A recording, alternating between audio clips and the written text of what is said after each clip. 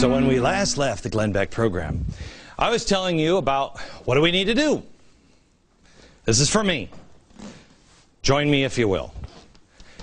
First, don't hide the mistakes of our life. Don't hide them anymore. You can't have any skeletons in your closet. Don't hide them. They're the things that make you who you are if you've conquered them and you learn from them. Second thing, let others see your failure and your rise. Let other people. The reason why I tell you this, there was no reason for me to tell you this. It only hurts me. But you need to know who I am, warts and all. You need your children to see you do what I'm trying to do here, and that is fess up to my mistakes, explain it, don't try to get out of it, explain it, stand up, be a man, and let your children see people do that without an attorney or a PR person or the so trusted wife standing next that you know is going home and saying, "Woody." Let your children see it. Third thing, anger feeds on itself. Lance the infection. 4, we are the same. I don't care if you're Glenn Beck and Barack Obama. We're the same. We are. We're the same. Help each other. You need to reach out to people that you know are feeling the same way. And by not hiding things, you'll be able to help. Stand. But check the stars so you know that if you've drifted. Last week I didn't realize I had drifted. Check the stars. 6, clean out your spiritual closet, man. Get all the stuff. Get the junk out of you. Pray. You pray for me, I'll pray for you. I pray for you every night. Please pray for me. Pray. And then 8, refill the closet. This is what I couldn't figure out until I saw Robin Hood. Stupid movie. We have to refill the closet with something. Let me ask you, who do you trust? No, let me ask you this instead. What do we have in common anymore? What are the things that unite us? We used to be a melting pot. We're not anymore. You're over there, and I'm over here. And the politicians are always pushing us and making us hate each other. They're the problem. No, you're not the problem. You're the problem. The politicians, they'll bicker, they'll battle, they'll fight. They'll do it on the cameras, and then they'll go out and they'll have dinner with each other and laugh and drinks at the end of the day. Meanwhile, we're sitting here arguing with each other. They are the only ones that win. In the movie Robin Hood I told you about a few minutes ago, Robin Hood got up and he gave a great speech to the people of England. He said, you got to unite on a few ideas. That men have a right to be free. That a man's home is his castle.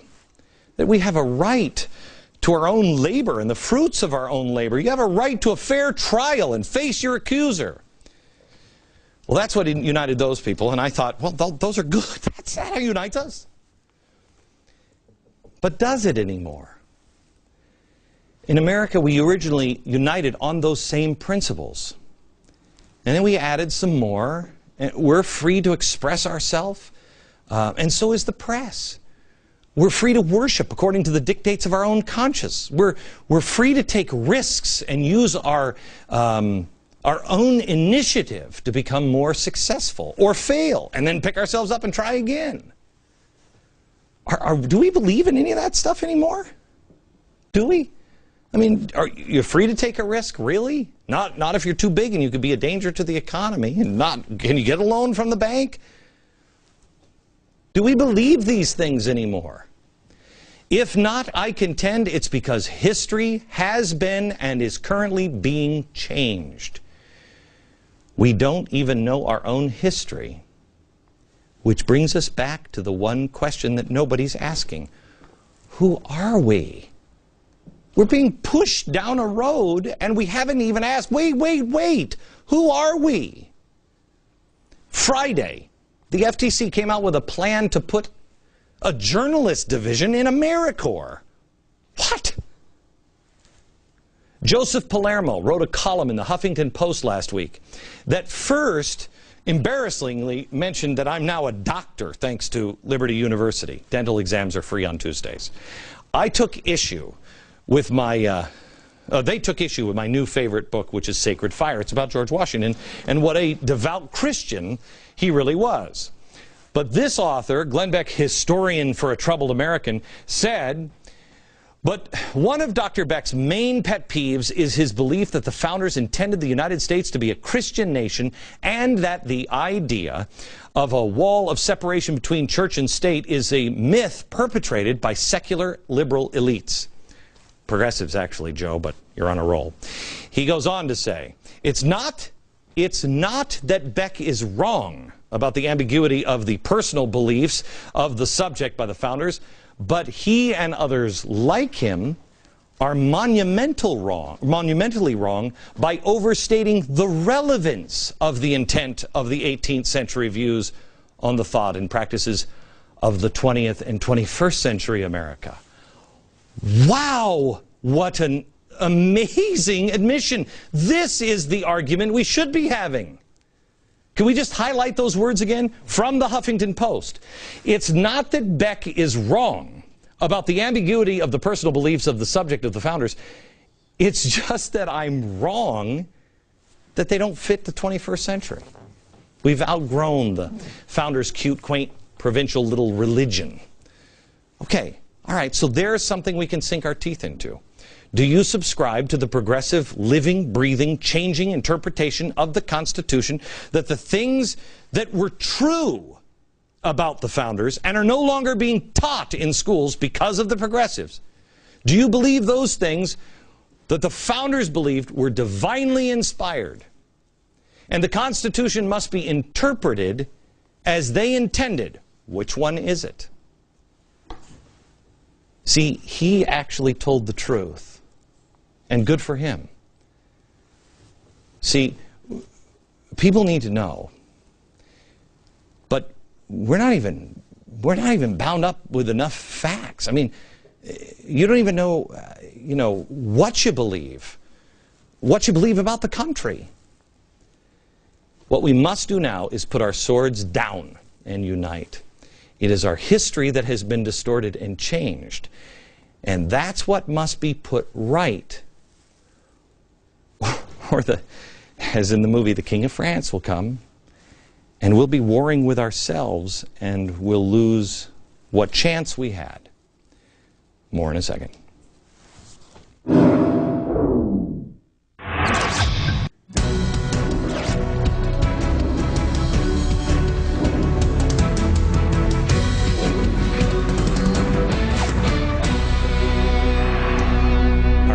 In case you just joined us, what do you think? And the show starts at 5.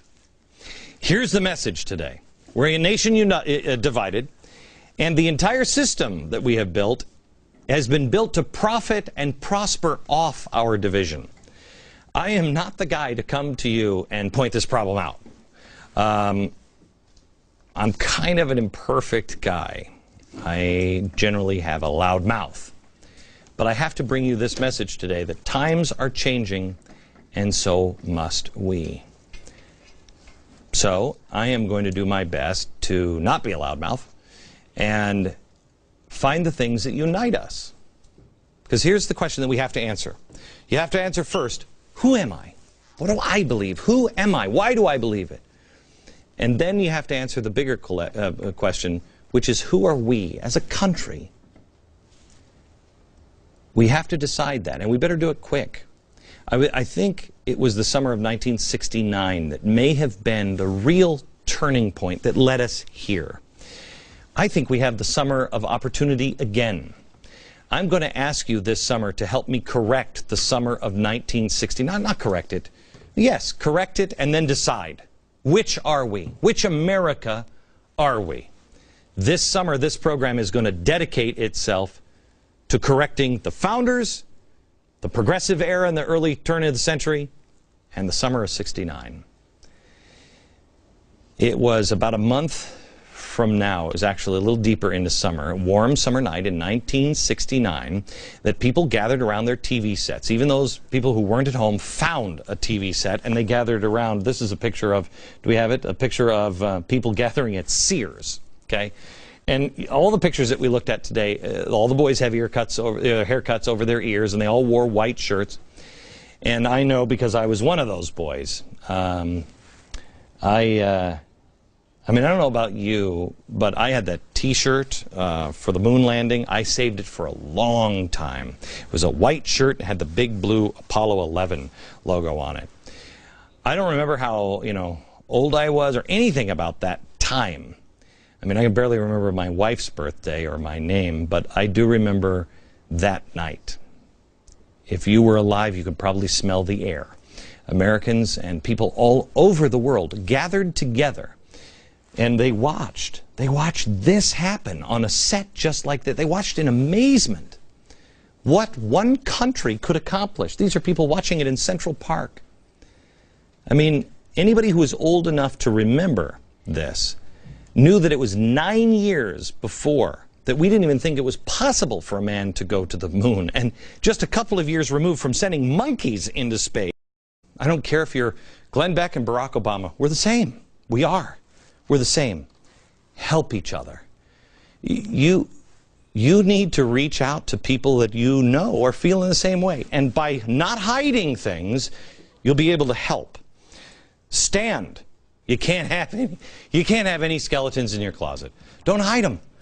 They're the things that make you who you are if you've conquered them and you learn from them.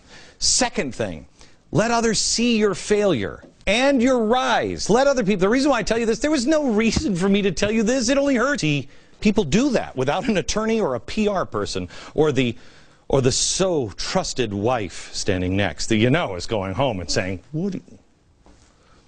Let your children see it. Third thing, anger feeds on itself. Lance the infection.